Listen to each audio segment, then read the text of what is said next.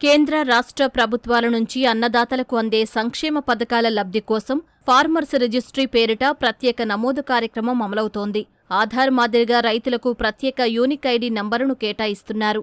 ఇందుకోసం రైతుల వ్యక్తిగత వివరాలు, భూమి వివరాలు, ఆధార్, బ్యాంకు వివరాలను సేకరిస్తున్నారు.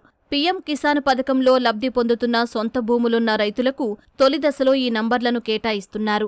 దేశవ్యాప్తంగా 5 రాష్ట్రాల్లో ఈ కార్యక్రమం జరుగుతుండగా అందులో ఆంధ్రప్రదేశ్ ఒకటి. గతంలో ఏంటంటే ఆధార్ బేస్డ్గా వ్యవసాయానికి సంబంధించిన సంక్షేమ కార్యక్రమాలు కానీ ఇవన్నీ కూడా మనం ఆధార్ కార్డు ద్వారా నమోదు చేసి చేయడం జరుగుతుండేది.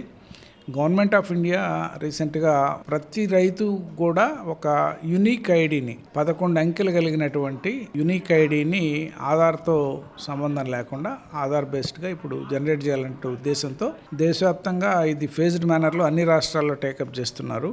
మొదట విడతగా ఒక 5 రాష్ట్రాలు ఎంపిక చేస్తే దాంట్లో మన ఆంధ్ర రాష్ట్రం కూడా ఉంది. జిల్లా వ్యాప్తంగా తీసుకుంటే 2,09,000 మంది పీఎం కిసాన్ బెనిఫిషరీస్ ఉన్నారు ఫార్మర్స్లో. వాళ్ళకి ప్రయారిటీ ఇచ్చి వాళ్ళని ముందుగా రిజిస్టర్ చేస్తే నెక్స్ట్ ఇన్స్టాల్మెంట్ నుంచి పీఎం కిసాన్ బెనిఫిట్స్ కూడా యునిక్ ఐడి ఫార్మర్ రిజిస్టర్ అయినటువంటి వాళ్ళకి మాత్రమే వచ్చే పరిస్థితి ఉంది. కాబట్టి ముందు ప్రయారిటీ వాళ్ళకి ఇచ్చి చేయడం జరుగుతుంది. సుమారుగా ఇప్పటివరకు మనం 56,000 మంది పీఎం కిసాన్ బెనిఫిషరీస్ కూడా ఈ 90,000లో ఈ ఫార్మర్ రిజిస్ట్రీ కింద నమోదు చేయడం జరిగింది. ఏదైతే మనకి వెబ్లాండ్లో డేటా ఉంటుందో ఆ డేటాలో వాళ్ళ పేరు అనేది నేమ్ మ్యాచ్ స్కోర్ అనేది ఒకటి మనకి యాప్లో వస్తుంది.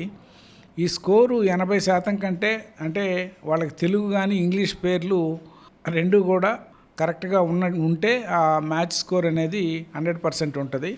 దాంట్లో ఏదైనా వ్యత్యాసం ఉన్నప్పుడు ఇది అంతకంటే తక్కువ పర్సంటేజ్ ఉండే పరిస్థితి ఉంటుంది.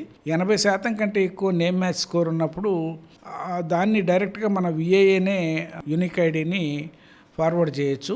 60-80 మధ్యలో నేమ్ మ్యాచ్ స్కోర్ ఉన్నప్పుడు ఏంటంటే విఏఏ చేసిన తర్వాత జనరేట్ చేసిన తర్వాత విఆర్ఓకి వెళ్ళడం జరుగుతుంది. విఆర్ఓ లాగిన్కి విఆర్ఓ పరిశీలించి అది దాన్ని వెరిఫై చేసి ఫార్వర్డ్ చేస్తే దానికి ఐడి జనరేట్ అవుద్ది.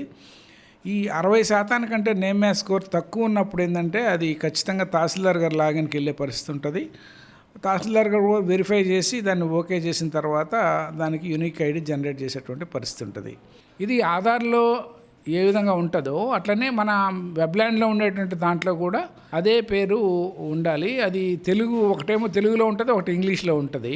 దాంట్లో వ్యత్యాసం వచ్చినప్పుడు ఏంటంటే మ్యాచ్ కానప్పుడు ఆ స్కోర్ అనేది తగ్గడం కానీ పెరగడం కానీ ఉంటుంది. కేంద్ర రాష్ట్ర ప్రభుత్వాలు దేశంలో ఉన్నటువంటి అందరి రైతుల్ని వాళ్ళని గుర్తించి వాళ్లకు ఒక విశిష్ట సంఖ్యను ఇవ్వదలుచుకున్నాయి. దీనిలో భాగంగా ఏపీ ఫార్మర్ రిజిస్ట్రీ అనేటువంటి పోర్టల్ నందు తనకు భూమి కలిగినటువంటి రైతుల్ని ఆంధ్రప్రదేశ్ ప్రభుత్వము వ్యవసాయ శాఖ ద్వారా రిజిస్ట్రేషన్ చేయటం జరుగుతుంది. దీనిలో భాగంగా దీని యొక్క ముఖ్యమైన ఉపయోగం ఏంటంటే విశిష్ట సంఖ్య ఉన్నటువంటి పొందినటువంటి రైతులకు మాత్రమే ప్రభుత్వానికి సంబంధించినటువంటి అన్ని పథకాల ద్వారా లబ్ధి చేరే అవకాశం ఉంది.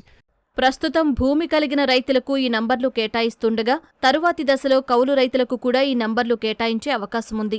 వ్యక్తిగత, భూమి, బ్యాంకు ధృవపత్రాల్లో పేర్లు ఒకేలా ఉండేలా చూసుకోవాలని అధికారులు సూచిస్తున్నారు.